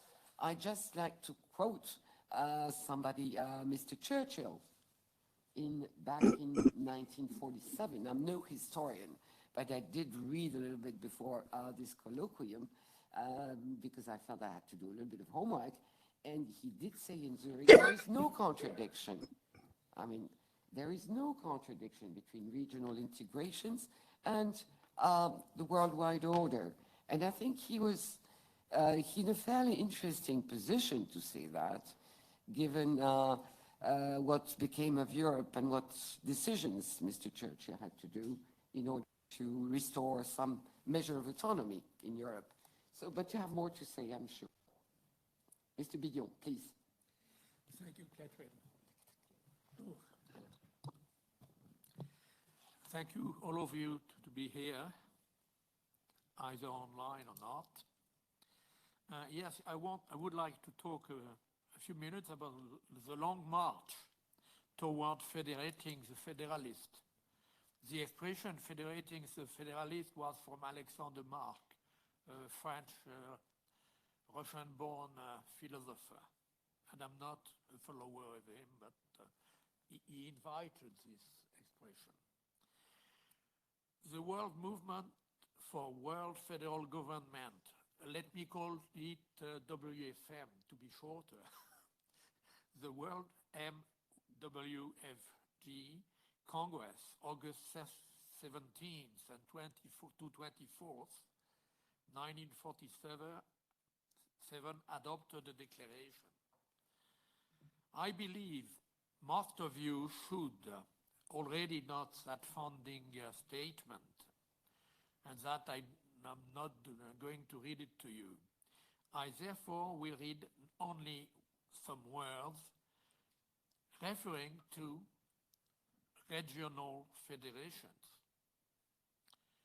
In Montreux, the WFM set up that we believe that a proper federalist perspective must integrate regional and functional efforts.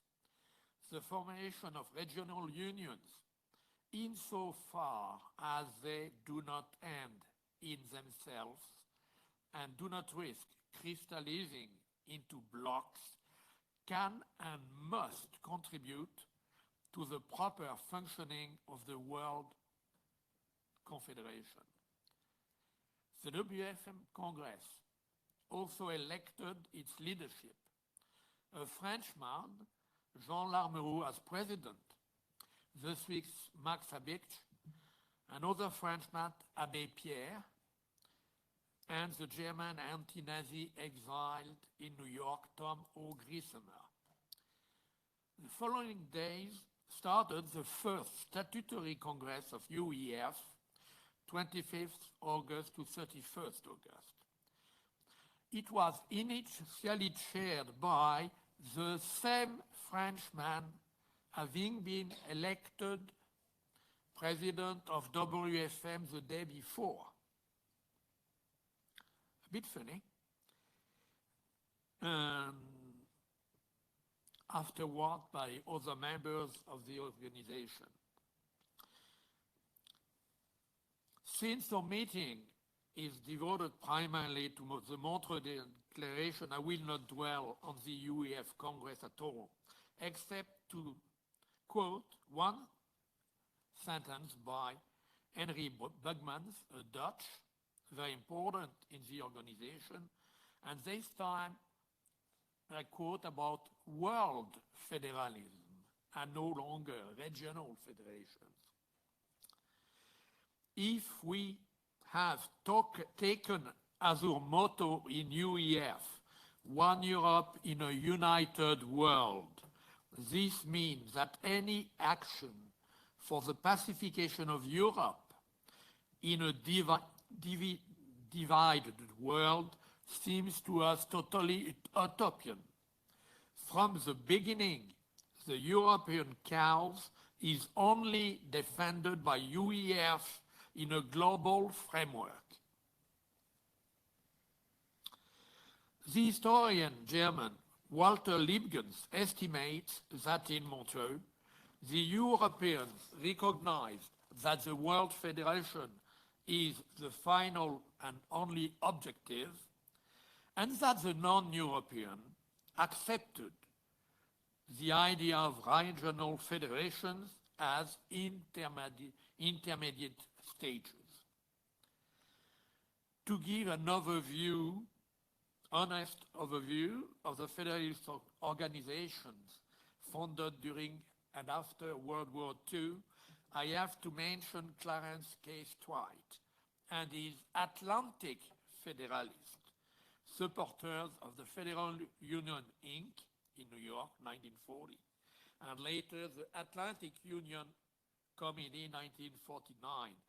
As early as 1941, Strait fight against big number of American Federalists who disagreed with his proposal to found a federation of democracies, even to fight against Nazism, or after the war against the Soviet Union.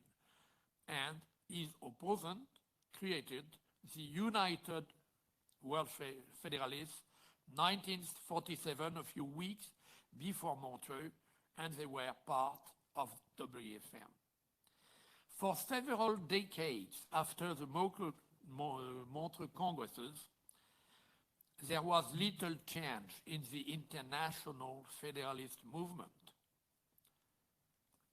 each chapel ignoring, sometimes opposing the two others, but each chapel more often working in its own corner on its own priorities. This was the case for about a minimum of 20 years. It is only in the mid-70s that various reasons led to desire a rapprochement on the various parts, organization of the international federalist movements arrived. In Italy, Mario Albertini, president of UEF, Europe, after 1975 and for more than a decade, believed that once the UEF had reunified, and JF as well, at the European level after the split in UEF in the mid-50s, after the reunification of the UEF, it was time to renew contacts with Federalists outside Europe and to work for the world unification of Federalists.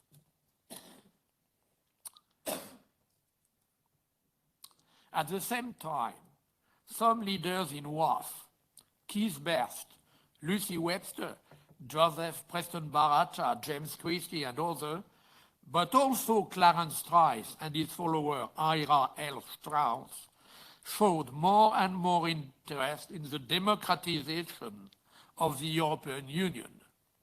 In particular, the direct election of the European Parliament, 1979, or the adoption by the European Parliament, 1984, of the project of Treaty of European Union presented by Spinelli. If it is these first initiatives, people and contacts from the mid-70s and during 2 decades that made it possible to renew the links between the main international federalist organizations. We should not forget it. It is these pioneers and a few others, like Lucio or Guido, for example, to whom I would like to pay tribute today, because that is to them that we owe the first Federalist High Mass of 1997 in Montreux, 19th to 21st September, for the 50th anniversary of the 1947 Congresses. A first joint UEF-WFM meeting 50 years after the 2 Congresses in Montreux, a first joint UEF-WFM meeting that I did not want to be forgotten today, with a common conference acting together for a federal Europe and world democracy. That was the motto of the meeting we had in Montreux, 1997. Speakers included Sir Peter Ustinov and the European Parliament member Joe Leinen, respectively presidents of WFM and UEF. William B. Pace, that we expect today to speak today for the WFM, and Bruno Boissière, General Secretary of UEF. 2 parallel resolutions, and we'll finish with that, were adopted on the occasion in 1997 by the Vienna Congress of UEF a few weeks earlier, 18th April, and in return by the WFM Council meeting in Montreux. In almost similar times, welcoming this historic meeting and expressing the desire of both organizations to join forces and bring our organization closer together. Final point, not much, not enough has been done since then. Too many very few common actions may be accepted. The UNPA campaign, including the World Parliament Weeks. Thanks to Iglesias, thanks to Andreas Bümmel and so on. But man, we have to be more strong in our volunteer to work together. That's my final point.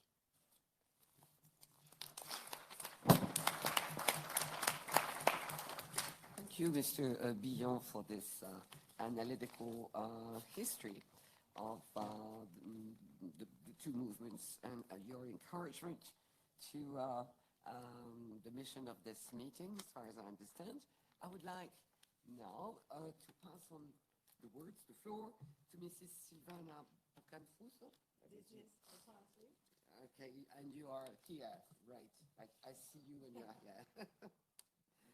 In a few words, Mrs. Bocanfuso has a PhD in history of federalism and European unity from the University of Pavia, where she concentrated your research and on a figure which is less known, Ursula Hirschman, her life and intellectual and political path.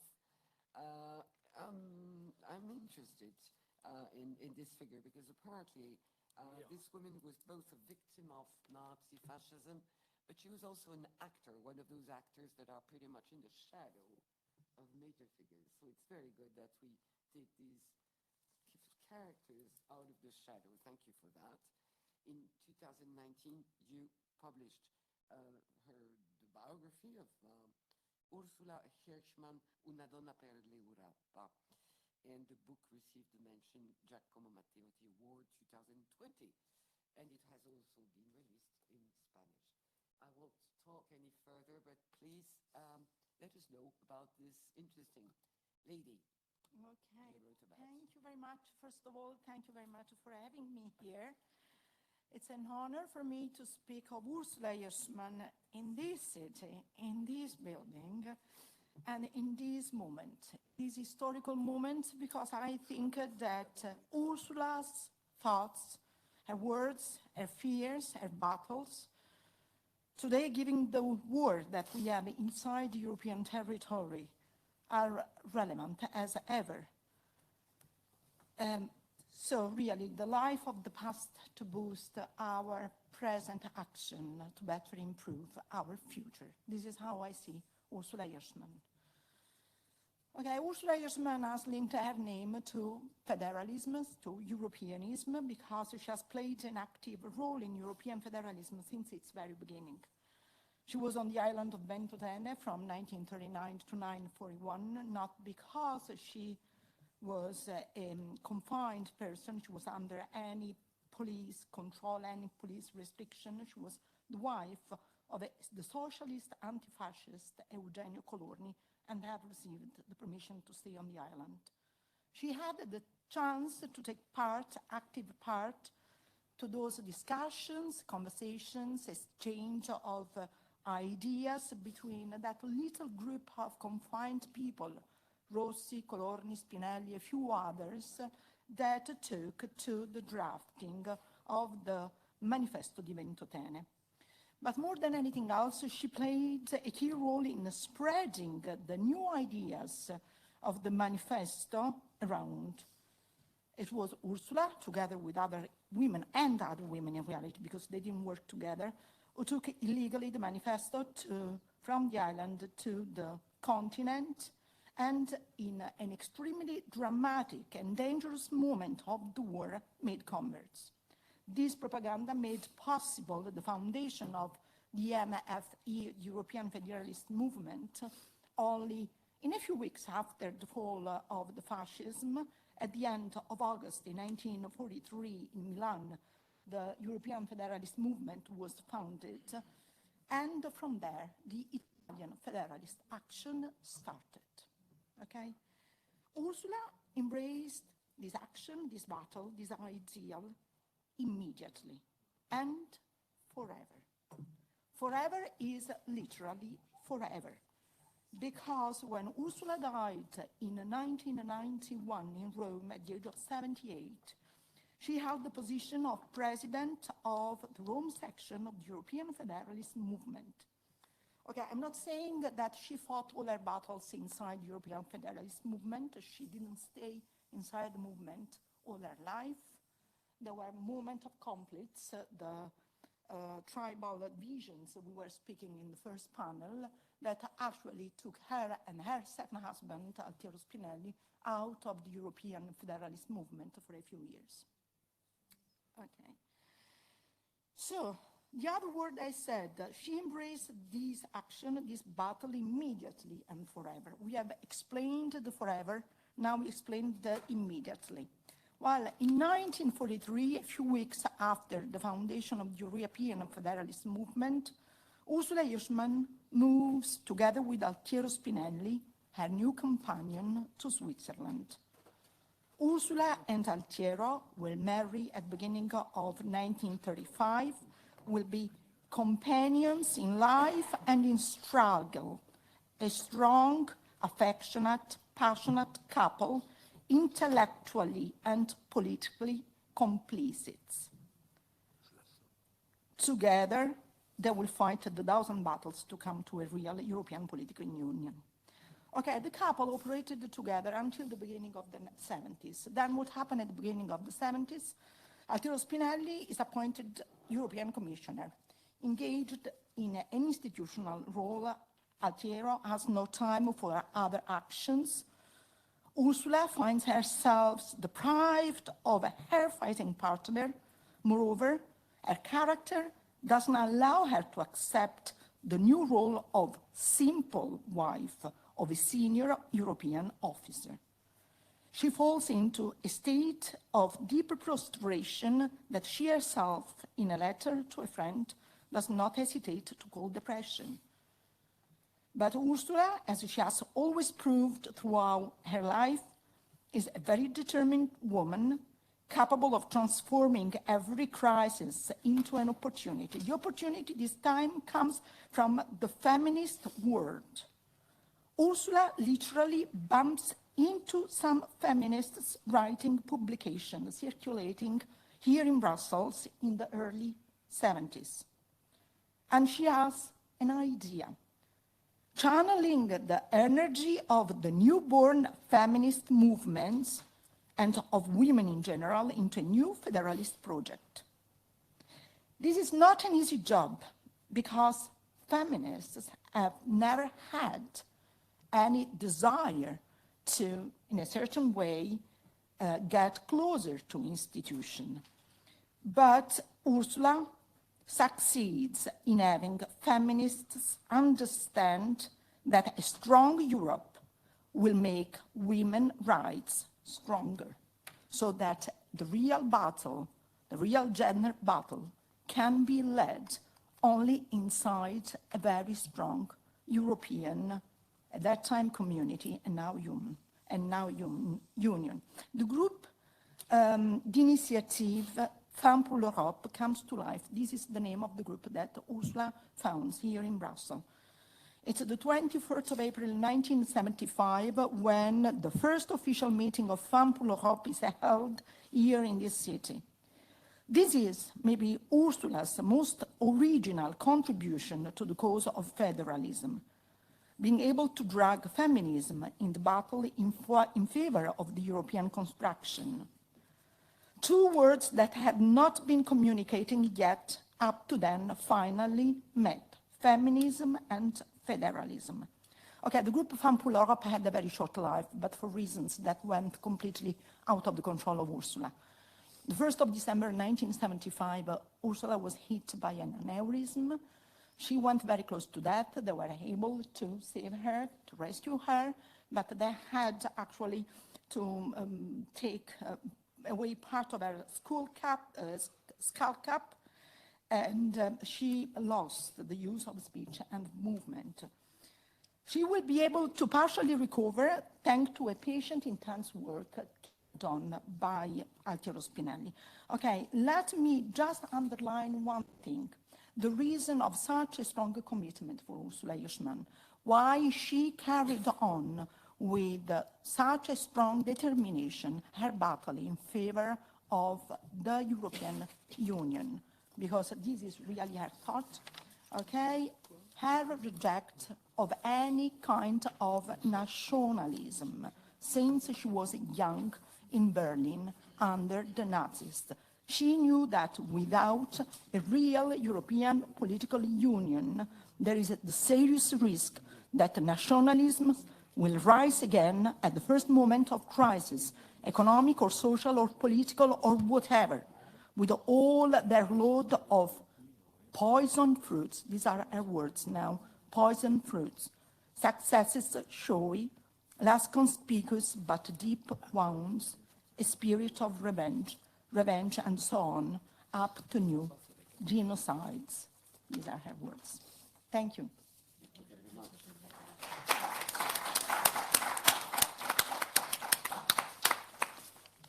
Thank you very much for this explanation of a very peculiar character and her merging of two causes and the women's vision of what Europe can be, away from nationalism and other things perhaps as well. Thank you very much. But the book is there, and I understand it will be translated very soon into French. In French, yes, Jean-Francis. By les presses fédéralistes. So there will be a chance, no word. It will be. It started already. Yeah, good. All right. Now, Mr. William Pace has been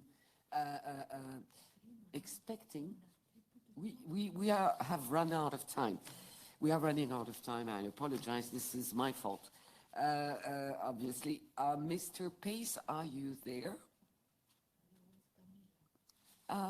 If not, I would like to ask Mrs.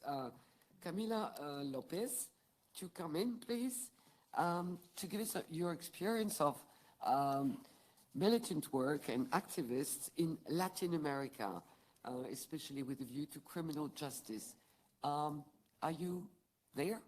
And I apologize, we probably lost Mr. Pace, but maybe we get another chance. Sorry? Hello, everyone. I hope you can hear me. I can barely hear you. Ah, you cannot hear us. It's okay. So, first of all, I would like to thank the Union of European Federalists, the World Federalist Movement, and of course the European Parliament for inviting me to be part of this event. It is an honor to be here with you today, sharing our ideas of federalism. I am the Executive Director of Democracia Global. It is a small NGO based in Buenos Aires, Argentina. We have been part of the World Federalist Movement for several years now. Our goal has always been to promote global democracy and global federalism. We do this by promoting the existence of democratic institutions at the regional, continental, and global level, either through the reform of existing organizations or through the creation of new ones. The question is what we have done to promote world federalism and what we are doing. Lucio Levi has mentioned the three levels where we should work. In Democracia Global, we wrote the Manifesto for Global Democracy. We created the campaign that seeks to create a Latin American Caribbean criminal court against transnational organized crime, the COPLA campaign. And of course, we support the initiative that seeks to implement the Parliamentary Assembly in the United Nations. In 2010, we launched the Global Democracy Manifesto. This document realized that the profound technological and economic transformations do not correspond to a similar evolution of public institutions. The economy has globalized, but political institutions and democracy have not. There is growing discontent with the decision-making system, the existing forms of representation, and its limited capacity to protect the common goods of the political system, and they express a demand for more and better democracy. Unfortunately, little has been done in the sense of what we propose, and the world has gone rather in the opposite way. the dramatic crisis caused by the coronavirus shows the accuracy of this diagnosis and the need to resume this initiative. That is why during the pandemic, we created a document called Coronavirus for a Democratic Global Governance that calls for strengthening the existing weak international structure, starting with the World Health Organization and continuing with the entire UN. We can also see this in the current war against Ukraine that is affecting us all over the world. It is also imperative that the principles of democracy and federalism that we consider essential at the national level begin to be applied at the global level. It is time to global institutions to be equipped with the power they need to confront global threats and manage the global commons, such as public health, climate action, sustainable development, migration, disarmament, and peace. I already told you, I am from the Global South, and as you probably know, and as Fernando mentioned before, Latin America has become the most violent region in the world, and the main instigator of this violence is organized crime. Year after year, it leads the global ranking of homicides per cities and per countries, despite the fact that the region is home to only 9% of the world population, but it accounts for 1/3 of all homicide victims worldwide.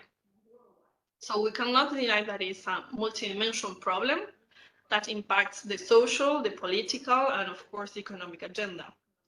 The cooptation of politicians and the high of criminal violence, arms, drugs, and human trafficking, especially the ones that are forced into labor and sexual slavery, represent a global problem which is detrimental to the citizens' lives.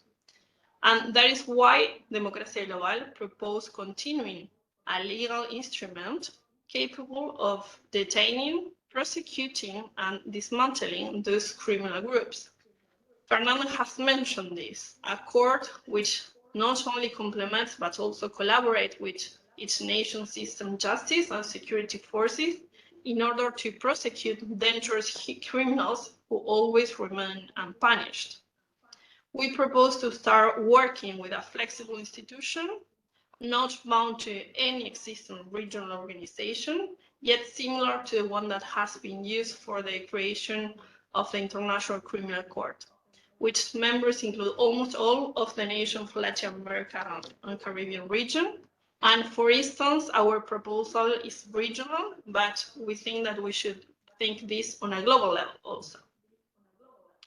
And to let you know, on the global level, the campaign to create a parliamentary assembly in the United Nations is another of the main axes of Democracia Global.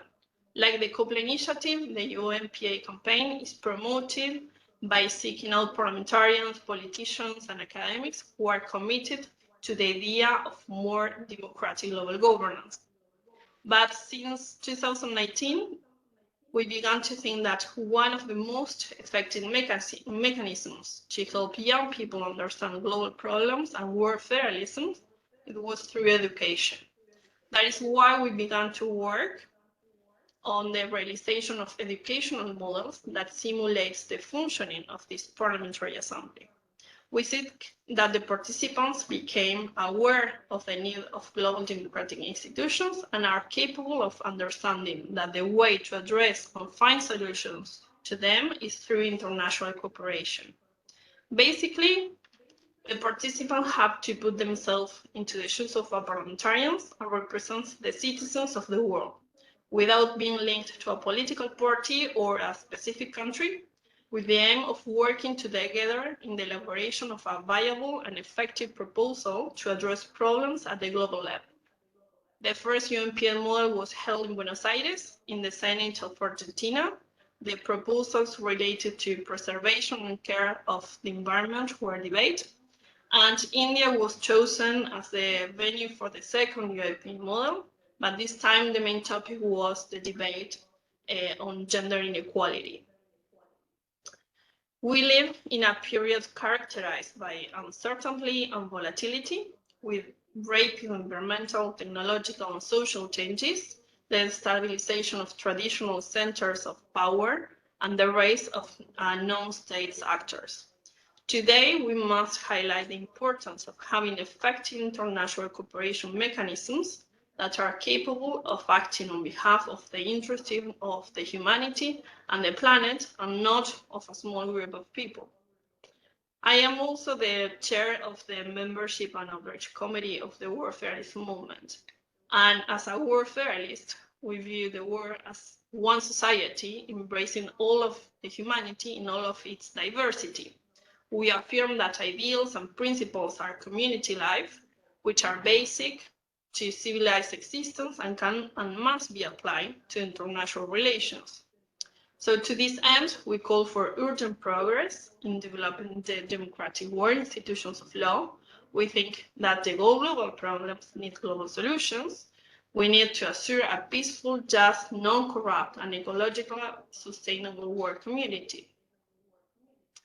The head of the UN himself, Guterres, pointed out that a new model of global governance must be based on a full, inclusive, and equal participation in global institutions.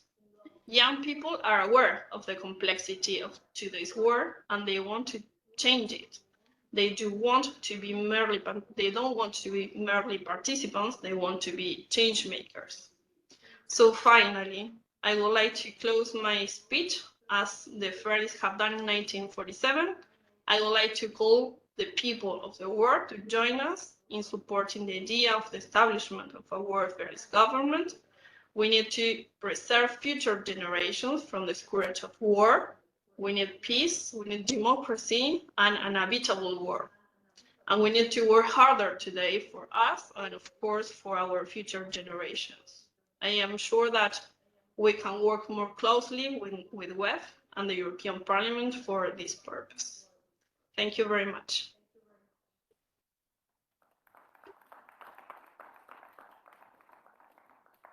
Thank you very much, Mrs. Camila Lopez Baradra, for giving us an insight into what's happening in Latin America and how federalist instruments, including judicial, can be used, and the work of the World Federalists there.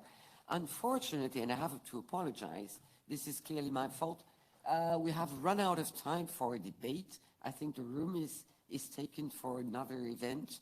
So there will not, but please, can the attendants keep in mind the questions they had at the ready? And also for the speakers, you might try to come in later because we have two other panels. Thank you very, very much for your contributions.